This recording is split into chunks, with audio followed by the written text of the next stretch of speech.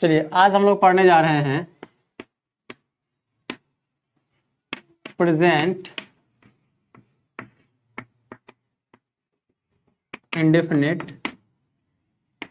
Tense अर्थात अनिश्चित वर्तमान काल। ठीक है, देखिए ये अनिश्चित वर्तमान काल क्या है या प्रेजेंट इंडेफिनिट टेंस किसे कहते हैं। ठीक है, देखिए अगर हम संधि विच्छेद करें तो क्या होगा, अ जोड़ निश्चित, अ जोड़ निश्चित। वर्तमान मतलब होता है अभी, और समय काल का अर्थ आप लोगों को पता ही है कि काल मतलब होता है समय के अनुसार, समय के अनुसार कार्य। ठीक है, इसके नाम से स्पष्ट है कि अभी के समय के अनुसार कार्य निश्चित नहीं है। ध्यान दीजिए, क्योंकि किसी भी शब्द के पहले अगर अ लगता है उसका तात्पर्य क्या होता है, नहीं, और निश्चित का अर्थ आपको पता ही है कि फिक्स। ठीक है, अर्थात निश्चित। तो सीधी सी बात है, यह बता रहा है कि अभी के समय के अनुसार कार्य क्या है, फिक्स नहीं है, अर्थात निश्चित नहीं है। अर्थात हमें यह पता ही नहीं चलता है कि काम तो होता है वर्तमान समय में, लेकिन काम कब होता है यह निश्चित नहीं है। ठीक है, जैसे कहते हैं हम लोग कि मैं किताब पढ़ता हूं। ध्यान दीजिएगा, कह रहे हैं कि मैं किताब पढ़ता हूं। ठीक है, मैं किताब पढ़ता हूं, लेकिन क्या यह वाक्य बताता है कि मैं किताब पढ़ता हूं? तो कब पढ़ता हूं? वह जाती है। ठीक है, वह जाती है। ठीक है, वह जाती है, लेकिन क्या इस सेंटेंस से, इस वाक्य से यह पता चलता है कि वह कब जाती है? यह पता नहीं चलता है। वे लोग आते हैं, वे लोग आते हैं। ठीक है, वे लोग आते हैं, लेकिन क्या इस वाक्य से यह पता चलता है कि वे लोग कब आते हैं? यह पता नहीं चलता है, अर्थात काम कब होता है यह निश्चित नहीं है। कोई दिक्कत? तो हम लोग पहचान में कह सकते हैं, इसको मिटा दें। देखिए, तो अगर हम लोगों को प्रेजेंट इंडेफिनिट टेंस को पहचानना होगा तो हम कह सकते हैं ना कि जिस वाक्य से यह पता नहीं चले कि कार्य वर्तमान समय में कब होता है, मैं किताब पढ़ता हूं, तो कब किताब पढ़ते हैं यह पता नहीं चलता है।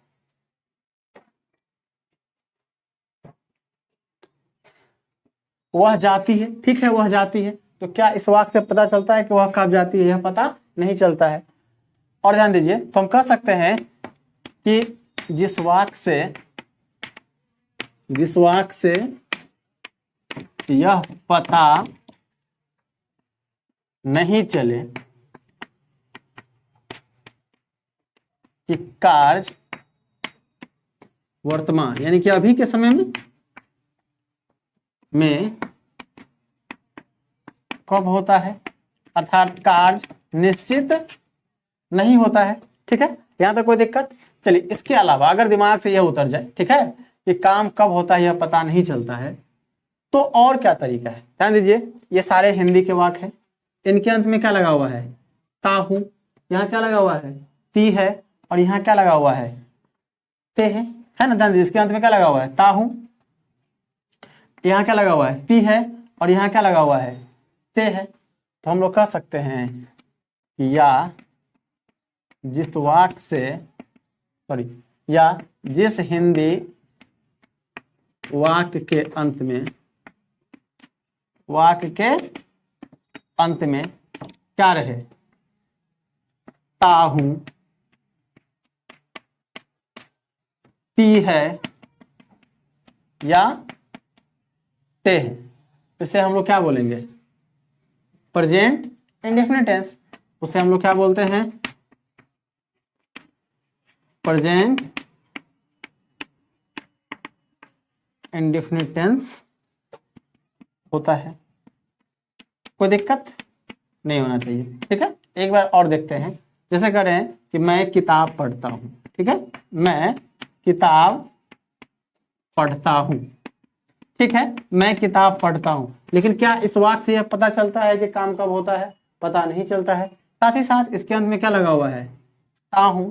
तो कौन सा टेंस हो जाएगा? ये प्रेजेंट इंडेफिनिट टेंस। कोई दिक्कत यहां तक नहीं होनी चाहिए। ठीक है, चलिए अब चलते हैं हम लोग रूल की ओर। ठीक है, कि प्रेजेंट इंडेफिनिट टेंस का रूल क्या होता है। देखिए आप लोगों को पता है कि सेंटेंस मेनली 5 प्रकार का होता है, affirmative, negative, interrogative, interrogative negative, WH और WH नेगेटिव, ठीक है, इतने सेंटेंस होते हैं, ठीक है। हाँ एक और भी होता है, ठीक है, एक्सक्लेमेटरी सेंटेंस, वो अलग चर्चा करेंगे हम लोग। ध्यान दीजिए कि क्या है कि सबसे पहला जो सेंटेंस हमारा है वो क्या है, अफर्मेटिव सेंटेंस। क्या है, अफर्मेटिव सेंटेंस। तो प्रेजेंट इंडेफिनिट टेंस का, किसका, प्रेजेंट इंडेफिनिट टेंस का अफर्मेटिव सेंटेंस का रूल क्या होता है, ठीक है, कैसे इसको हम लोग बना सकते हैं। देखिए प्रेजेंट इंडेफिनिट टेंस के अफर्मेटिव सेंटेंस का रूल होता है subject plus V1 oblique V5 plus object, ठीक है, सब्जेक्ट प्लस वर्ब का पहला रूप या वर्ब का 5वां रूप प्लस ऑब्जेक्ट, ठीक है। इसी के अनुसार हम लोग को बनाना है मैं पढ़ता हूं, ठीक है। लेकिन इसको बनाने से पहले, ठीक है, हम लोगों को ये जानना पड़ेगा कि सब्जेक्ट क्या होता है, वर्ब क्या होता है, ऑब्जेक्ट क्या होता है। हालांकि ये पढ़ा दिया गया है, आप पीछे की वीडियोज में आके देख लेंगे, लेकिन फिर भी मैं एक बार यहाँ रिवीजन कर देता हूँ ताकि आपके दिमाग में पूरी तरह से फिट हो जाए। देखिए एस फॉर है सब्जेक्ट, ठीक है, सब्जेक्ट मतलब होता है कर्ता, कर्ता मतलब होता है काम करने वाला, जो काम करेगा वो क्या होता है, हमारा कर्ता होता है, अर्थात सब्जेक्ट होता है। जैसे करें कि मैं पढ़ता हूं, तो इसमें पढ़ने का काम कौन कर रहा है, मैं, वह हंसती है, इसमें हंसने का काम कौन कर रही है, वह, ठीक है। तो जो काम करे वो हमारा कर्ता या सब्जेक्ट होता है, ठीक है। इतना से भी दिक्कत है तो याद रखिएगा कि जिस भी वर्ड का उत्तर, ठीक है, आंसर आपको कौन से मिल जाए, किससे प्राप्त हो जाए, कौन से मिल जाए, वो हमारा सब्जेक्ट होता है, ठीक है। कैसे, जैसे कहते हैं कि वह हंसती है, कौन, वह, सीता गीत गाती है, कौन, सीता, राम आम खाता है, कौन, राम, वे लोग यहाँ आते हैं, कौन, वे लोग। तो सीधी सी बात है, जिसका आंसर हमको कौन से मिल जाएगा, ठीक है, वो क्या होता है, हमारा सब्जेक्ट होता है। वर्ब इससे पहले बता दिया गया है, वर्ब का मतलब होता है क्रिया, क्या होता है, क्रिया, ठीक है। डिटेल से पढ़ना चाहते हैं तो आप पीछे की वीडियोस को जाकर देख लेंगे, ठीक है। वर्ब का मतलब होता है क्रिया, क्रिया का मतलब होता है कार्य, तो जो कार्य मतलब काम, ठीक है, तो जो काम है वही क्या है, क्रिया है। मैं पढ़ता हूं, इसमें कौन सा काम हो रहा है, पढ़ने का। वह जाती है, कौन सा काम हो रहा है, जाने का। हम लोग यहाँ रहते हैं, कौन सा काम होता है इसमें, रहने का। तो जो काम है वही क्या है, क्रिया है। वह तुम्हें पीटता है, वह तुम्हें पीटता है, ठीक है, इसमें कौन सा काम हो रहा है, पीटने का। और कौन पीट रहा है, वह, तो वह क्या है, सब्जेक्ट है, ये क्या है, वर्ब है। अब बच गया हमारा, ठीक है, ये तुम्हें क्या है, देखिए तुम्हें है ऑब्जेक्ट, ऑब्जेक्ट मतलब होता है कर्म, क्या होता है, कर्म। कर्म हम लोग किसे कहते हैं, कर्म जिस पर कार्य का फल पड़े, जिसको कार्य भुगतना पड़ता है ना, उसको हम लोग बोलते हैं कर्म। तो मैं तुम्हें पीटता हूं, तो पिटाई किसे भुगतनी पड़ रही है, तुम्हें, है ना। तो जिसपे कार्य का फल प्राप्त होता है, अर्थात कार्य जिसको भुगतना पड़ता है, वो हमारा क्या होता है, ऑब्जेक्ट होता है। कोई दिक्कत, तो सब्जेक्ट वर्ब ऑब्जेक्ट में किसी को कोई दिक्कत यहाँ तक नहीं होनी चाहिए। अब चलते हैं हम लोग इसको सोल्व कैसे कर सकते हैं, ठीक है, ट्रांसलेशन हम लोग कैसे बनाते हैं इसको देखते हैं। देखिए मैं तुम्हें पीटता हूं, ठीक है, मैं तुम्हें पीटता हूं। तो सबसे पहले हम लोगों को इसमें क्या ढूंढना पड़ेगा, रूल है हमारे पास सब्जेक्ट प्लस V1 या V5 प्लस ऑब्जेक्ट, ठीक है। अब एक समस्या और आ गई है कि सबसे पहले हम क्या ढूंढेंगे, इसमें सब्जेक्ट ढूंढेंगे, फिर क्या ढूंढेंगे, वर्ब ढूंढेंगे, फिर क्या ढूंढेंगे, ऑब्जेक्ट ढूंढेंगे। हमने सब्जेक्ट ढूंढ लिया, वर्ब ढूंढ लिया और हमने ऑब्जेक्ट, तीनों ढूंढ लिया। लेकिन एक समस्या और रह गई है, वो समस्या ये रह गई है कि सब्जेक्ट के साथ, इसका मतलब होता है या, ठीक है, इसको हम लोग ऑब्लिक बोलते हैं, इसका मतलब होता है या, अर्थात सब्जेक्ट के साथ या तो हम एक बार में V1 का ही प्रयोग कर सकते हैं या V5 का प्रयोग कर सकते हैं, दोनों में से किसी एक का ही प्रयोग कर सकते हैं, ठीक है। तो सवाल उठता है कि V1 का प्रयोग कहाँ करते हैं और V5 का प्रयोग कहाँ करते हैं, यह भी जानना अति आवश्यक है, फिर तो हम लोग सॉल्व कर पाएंगे। तो चलिए एक टेबल बनाते हैं। देखिए इधर लिखते हैं नंबर, इससे पहले पढ़ा दिया गया है, आप नंबर वाले टॉपिक को भी देख लेंगे, सिंगुलर, और यह है हमारा प्लूरल। चलिए इधर लिखते हैं हम लोग पर्सन, ठीक है। देखिए 3 पर्सन होता है, फर्स्ट, सेकेंड और तीसरा होता है थर्ड। ये दिख रहा है कि नहीं दिख रहा है, रुकिए, हाँ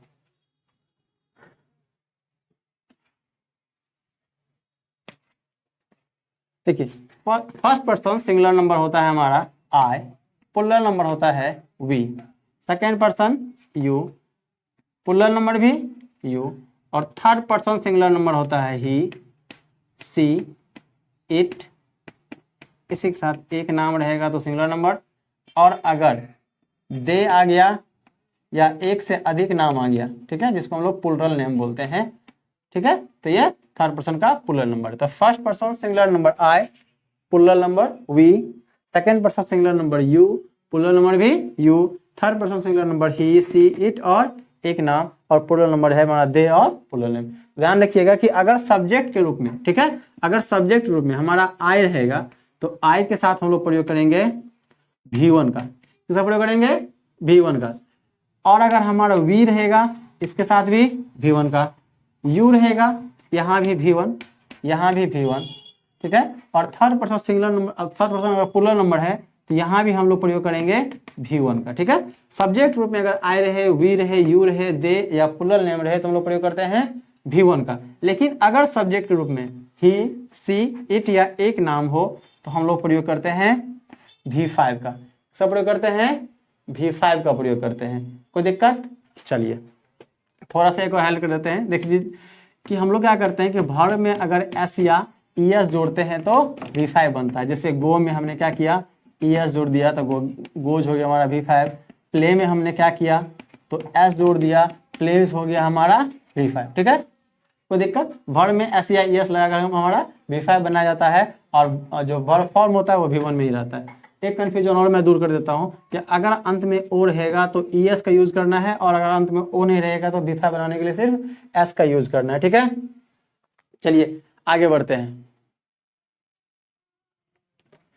देखिए चलते हैं ट्रांसलेशन की ओर। देखिए हमारे पास रूल है सब्जेक्ट प्लस V1 या V5 प्लस ऑब्जेक्ट, ठीक है।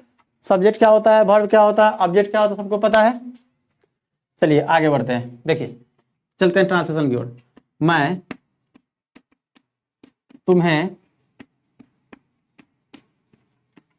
पीटता हूं, ठीक है, मैं तुम्हें पीटता हूं। अब ध्यान दीजिए कि आप लोग अगर मैथ्स बनाते हैं, ठीक है, कोई सवाल आता है, जैसे अगर हमारे पास रहता है कि 2x प्लस 3y का होल स्क्वायर, ठीक है, तो आप क्या करते हैं, इसको a प्लस बी के होल स्क्वायर पे बैठाते हैं ना, a square plus 2ab plus B square पे, इसे भी बैठाते हैं आप लोग, है ना। तो इस सवाल को इस पे बनाने के लिए हम क्या करेंगे, पहले इसमें a ढूंढेंगे, लिखेंगे a is equal to 2x, फिर हम क्या करेंगे b ढूंढेंगे, b is equal to 3y, फिर जाकर के हम लोग क्या करेंगे अकॉर्डिंग टू फॉर्मूला, सूत्र के अनुसार हम क्या करेंगे, इसको बैठा कर सोल्व करेंगे। अर्थात इसको सोल्व करने के लिए फॉर्मूले के अनुसार आपको इसमें a ढूंढना पड़ा, फिर इसमें b ढूंढना पड़ा, फिर जाकर के आपने क्या किया, फॉर्मूले का यूज करते हुए सवाल को सोल्व किया था, है ना। तो यहां भी आपको ऐसा ही करना है, ठीक है।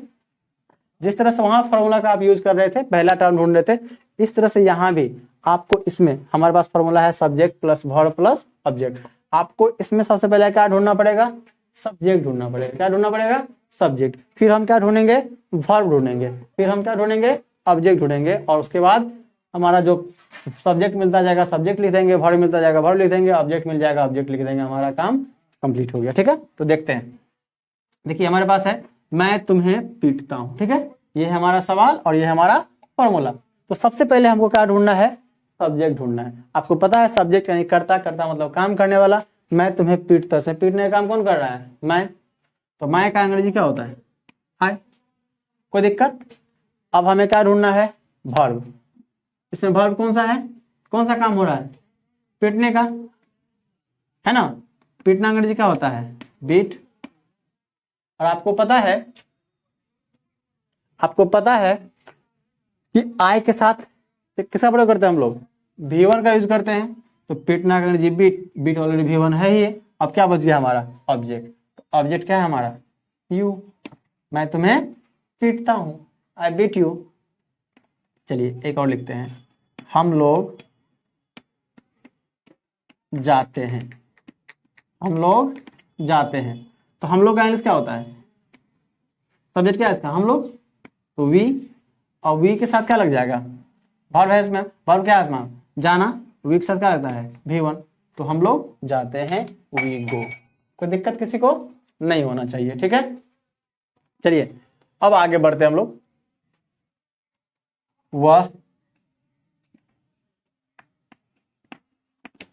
वह पढ़ती है, ठीक है। तो सबसे पहले हम लोगों को क्या ढूंढना है, सब्जेक्ट। सब्जेक्ट क्या है इसका, वह, है ना, जो काम करे वही ना करता है। तो पढ़ने का काम कौन कर रही है, वह क्या हमारा लड़की है, तो सी।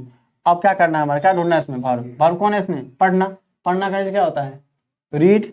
अब ये बताइए हमारा सब्जेक्ट क्या है, यहाँ का सी है, तो सी के साथ किसका प्रयोग करते हैं हम लोग, V5 का प्रयोग करते हैं। तो पढ़ना का अंग्रेजी क्या होता है, रीड।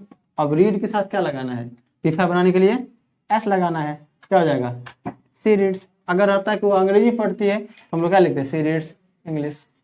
कोई दिक्कत यहाँ तक, क्योंकि हमारा है इसमें ऑब्जेक्ट तो है ही नहीं, ठीक है। तो वह का सी और पढ़ना का रीड, रीड का V5 रीड्स। कोई दिक्कत यहाँ तक नहीं होनी चाहिए, ठीक है। चलिए मिटाएं इसको। हाँ वे लोग पढ़ते हैं तो दे रीड, वे लोग यहाँ रहते हैं दे लिव हियर, ठीक है। आप सब्जेक्ट, सीधी सी बात है कि जो सब्जेक्ट है, सब्जेक्ट के अकॉर्डिंग आप वर्ब का प्रयोग करेंगे, ठीक है। और इस स्ट्रक्चर का प्रयोग करते, इस फॉर्मूले का प्रयोग करते हुए आप ट्रांसफर को सोल्व कर लेंगे। कोई दिक्कत नहीं होनी चाहिए, ठीक है। चलिए आगे बढ़ते हैं। आज हम लोग इसको पूरा कंप्लीट कर ही लेंगे, ठीक है। प्रेजेंट इंडेफिनिट को आज नहीं छोड़ेंगे, कुछ स्पेशल रूल्स बन जाएगी, उसको हम लोग अगले क्लास में करेंगे, ठीक है। देखिए ये हमारा है अफर्मेटिव सेंटेंस, ठीक है। अब हम बात करते हैं निगेटिव सेंटेंस की, इसको मिटा देते हैं, ठीक है। प्रेजेंट इंडेफिनिट टेंस का जो निगेटिव सेंटेंस है उसको कैसे बनाएंगे, ठीक है। देखिए निगेटिव सेंटेंस, ठीक है। निगेटिव सेंटेंस में कुछ नहीं है, अगला रूल हमारा आ जाता है subject plus do oblique does. Subject plus do oblique does plus यहां हमारा लग जाएगा नोट प्लस V1। अब V5 नहीं लगेगा, क्या लगेगा, V1, क्योंकि हमने डू या डज का प्रयोग यहाँ पे कर लिया, ठीक है। Subject plus do oblique does plus note plus V1 plus object, ठीक है। Subject plus do oblique does plus note plus V1 plus object. चलिए अब हमारे सामने फिर से एक समस्या आ गई है कि सब्जेक्ट के साथ या तो डू का प्रयोग कर सकते हैं या डज का प्रयोग कर सकते हैं। सीधी सी बात है, थर्ड पर्सन सिंगुलर नंबर के साथ हम लोग प्रयोग करेंगे डज का, बाद बाकी सभी के साथ डू का। एक बार मैं टेबल और बना देता हूं ताकि क्लियर हो जाए, इसके बाद आप लोगों को जरूरत नहीं पड़ेगी। पर्सन सिंगुलर और ये प्लूरल, ठीक है। एकदम बेसिक से है, अगर किसी को समझने में दिक्कत हो तो बेहिचक आप कमेंट कर सकते हैं, लेकिन मुझे उम्मीद है कि मैं आपके दिमाग में पूरी तरह से फिट कर दूंगा, तो फिट कर दूंगा। अगर आप हमारे साथ बने रहेंगे तो आपको कभी भी कहीं से कोई दिक्कत नहीं आएगी, ठीक है। चलिए first person, second and this one is third, ठीक है। आपको पता है कि फर्स्ट पर्सन सिंगुलर नंबर में आई, प्लूरल नंबर वी, यू, यहां भी यू, यहां हो जाएगा दे, और प्लूरल नेम अभी जस्ट आपने पढ़ा है, और यहाँ क्या हो जाएगा ही, सी, इट, और एक नाम। सिर्फ इनके साथ आपको डज का प्रयोग करना है, ठीक है। ही, सी, इट और नेम के साथ आपको डज का प्रयोग करना है, बाद बाकी सभी के साथ आप किसका प्रयोग करेंगे, डू का प्रयोग करेंगे, ठीक है। अर्थात फर्स्ट पर्सन, सेकेंड पर्सन और थर्ड पर्सन प्लूरल नंबर के साथ आपको डू का प्रयोग करना है, बाद बाकी सभी के साथ आपको किसका प्रयोग करना है, तो डज का प्रयोग करना है, ठीक है। कोई दिक्कत, थर्ड पर्सन सिंगुलर नंबर के साथ डज, बाद बाकी सभी के साथ डू। चलते हैं ट्रांसलेशन की ओर, ठीक है। अब तो सब्जेक्ट वर्ब ऑब्जेक्ट समझाने की जरूरत नहीं होनी चाहिए। चलिए कहते हैं मैं किताब पढ़ता हूं, मैं किताब पढ़ता हूं। तो सबसे पहले क्या ढूंढना है, सब्जेक्ट। सब्जेक्ट क्या है इसका, आई, है ना।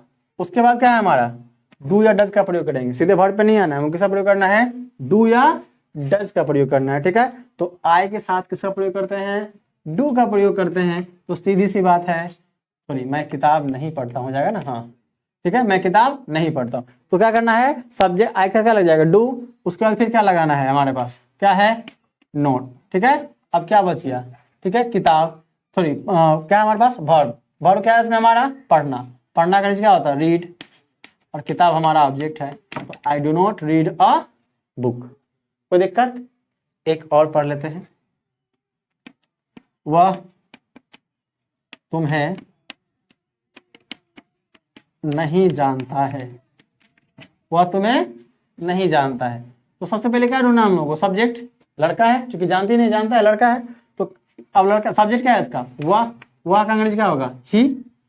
अब ही के साथ क्या लगाना है? डू या डज? ही के साथ क्या लगाना है? डज लगाना है। तो क्या हो जाएगा हमारा? डज। उसके बाद फिर हमारे पास क्या है? नोट है। इसके बाद हमारे पास क्या है? V1 है। वर्ब कौन है इसमें? जानना का अंग्रेजी क्या होता है? नो। और अब क्या बच गया? ऑब्जेक्ट क्या है हमारे पास? यू। तो he does not know you. कोई दिक्कत नहीं होनी चाहिए, ठीक है। आगे बढ़े। अब इस टेबल की जरूरत नहीं है, आप लोगों को याद हो गया होगा, इसको मिटा देते हैं, ठीक है। चलिए अगला है हमारा इंटेरोगेटिव सेंटेंस, ठीक है। क्या है? Interrogative sentence. इसको भी मिटाते हैं, ठीक है, और लिखते हैं इंटेरोगेटिव सेंटेंस, ठीक है। कुछ नहीं करना है, इसको हिंदी में बोलते हैं प्रश्नवाचक वाक्य। क्या बोलते हैं? प्रश्नवाचक वाक्य, ठीक है। प्रश्न मतलब पूछा, पूछना, ठीक है। तो सीधी सी बात है, इसमें क्या होगा? पूछने का बोध होगा। किसका बोध होगा? पूछने का।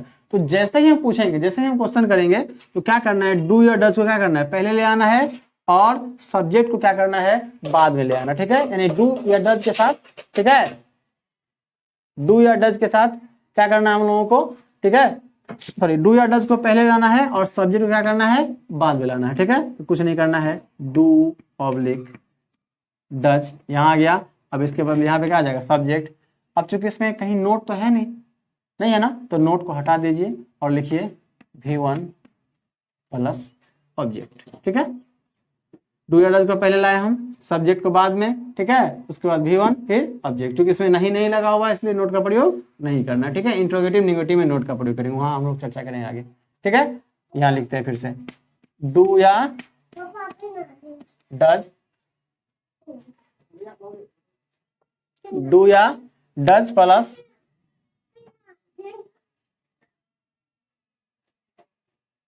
जाओ दोस्त खेल के आ जाओ,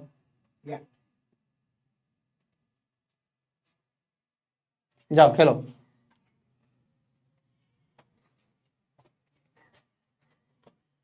हाँ, तो क्या पढ़ रहे थे हम लोग?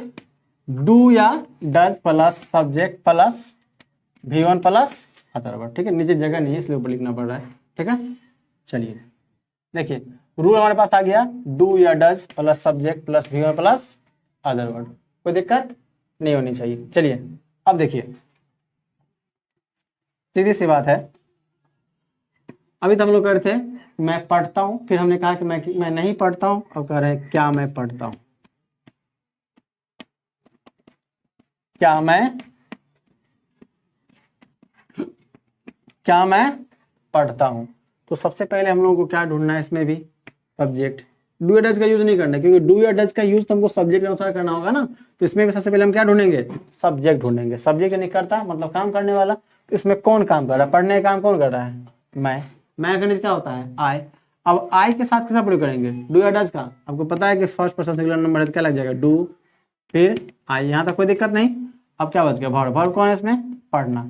पढ़ना का क्या होता है? रीड। अब क्या बच गया? ऑब्जेक्ट तो है ही नहीं, तो डू आई रीड। क्या वह तुम्हें जानता है? क्या वह तुम्हें जानता है? तो सीधी सी बात है, हम लोगों को पहले क्या ढूंढना पड़ेगा? सब्जेक्ट। सब्जेक्ट क्या है इसका? वह। क्या लग जाएगा? ही के साथ क्या लगता है? डज। तो डज ही। जानना का नो, और तुम्हें का English you. Does he know you. आप यहाँ चाहे तो आप इंटररोगेटिव साइन को यहाँ प्लस कर सकते हैं, या नहीं चाहे तो अच्छे सेंटेंस ही है तो आप वहाँ पे ऐड कर देंगे। चलिए यहाँ तक किसी को दिक्कत है? आप इसको कॉपी करते जाइए ताकि आपको कोई दिक्कत ना हो। और ऑनलाइन वाले और जो यूट्यूब से देख रहे हैं हमारा वीडियो, वो आप इसे पॉज करके भी कॉपी कर सकते हैं, ठीक है। चलिए अब हम लोग आगे बढ़ते हैं। आगे है हमारा इंटेरोगेटिव निगेटिव सेंटेंस, ठीक है। सेम सेंटेंस है, खाली इसमें क्या लग जाएगा? हमारा नोट लग जाएगा। क्या लग जाएगा? नोट लग जाएगा, ठीक है। रूल क्या हो जाएगा? वही बात, डू या डज, उसके बाद सब्जेक्ट, फिर क्या करना है? Note plus V1 plus object. ठीक है, सब कुछ वही है, खाली हमने क्या किया, नोट ऐड किया। ठीक है, अभी तक कह रहे थे कि क्या मैं पढ़ता हूं, अब कह रहे हैं क्या मैं नहीं पढ़ता हूं, क्या मैं नहीं पढ़ता हूं। ठीक है, तो सबसे पहले क्या ढूंढना हम लोगों को, सब्जेक्ट। सब्जेक्ट क्या है इसका, मैं, क्या लग जाएगा, डू, उसके बाद आई, उसके बाद क्या नोट है, तो नोट। और पढ़ना का इंग्लिश, और पढ़ना है हमारा, तो डू आई नोट रीड। अगर किताब रहता तो अब बुक हो जाता। चलिए और देख लेते हैं, क्या वह यहाँ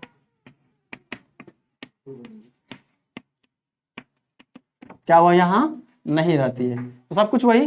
सब्जेक्ट क्या है इसका, वह है, लड़की है तो क्या लग जाएगा, डज, लड़की है तो सी, उसके बाद नोट। अब क्या करना है, हमारा वर्ब है ना, रहना का लीव।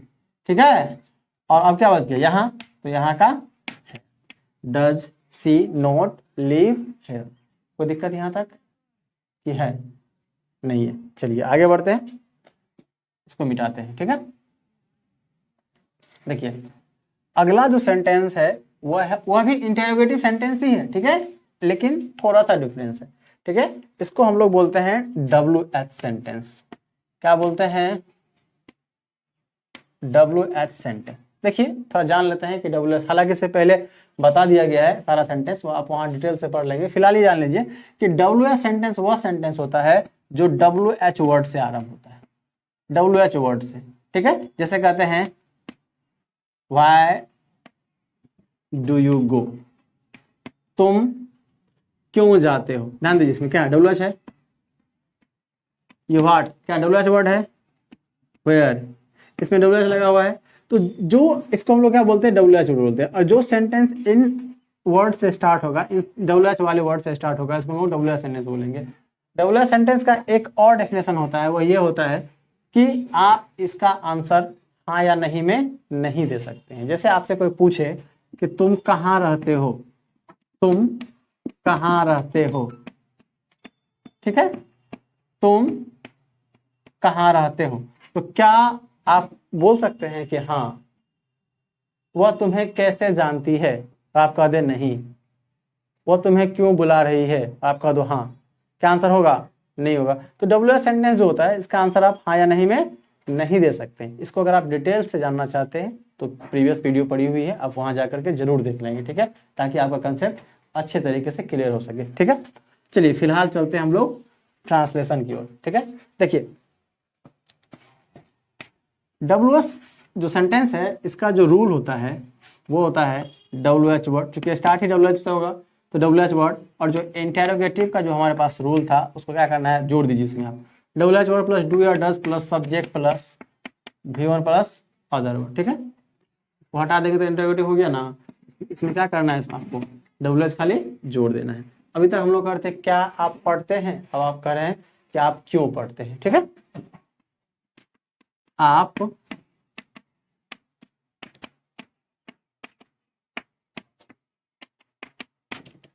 क्यों पढ़ते हैं। ठीक है, तो सबसे पहले हमको इसमें क्या ढूंढना है, WH वर्ड। ध्यान रखिएगा कि WH वर्ड जो होगा हमेशा हिंदी के क लेटर से स्टार्ट होगा, क अक्षर से। कब, कहाँ, कैसे, क्यों। ठीक है, कौन, सभी क्या है, क लेटर से स्टार्ट होने वाले वर्ड है। ठीक है, जिसे कहते हैं कब, कौन, क्यों, कैसे, सभी में क्या लगा हुआ है, क लगा हुआ है। तो जो ये क लेटर से स्टार्ट होगा वो हमारा क्या होगा, WH वर्ड होगा। ठीक है, चलिए चलते हैं ट्रांसलेशन की ओर। तो सबसे पहले क्या ढूंढना हम लोग को, WH वर्ड। क से कौन स्टार्ट हो रहा है, क्यों। क्यों का अंग्रेजी क्या होता है, वाई। अब क्या बच गया हमारा, डू या डज। आपको पता है कि डू या डज का प्रयोग किसके अकॉर्डिंग करते हैं, सब्जेक्ट अकॉर्डिंग। सब्जेक्ट क्या है हमारा इसमें, यू के साथ क्या लगाएंगे, डू। ठीक है, यू। अब क्या बच गया, वर्ब। वर्ब कौन है हमारा इसमें, पढ़ना, वाई डू यू रीड। कोई दिक्कत, वह कैसे नहीं तुम्हें जानता है, वह कैसे नहीं तुम्हें जानता है। इसमें भी क्या ढूंढना, सबसे पहले WH वर्ड। WH वर्ड इसमें कौन है, कैसे। कैसे का अंग्रेजी क्या होता है, हाउ। ठीक है, अब हमारा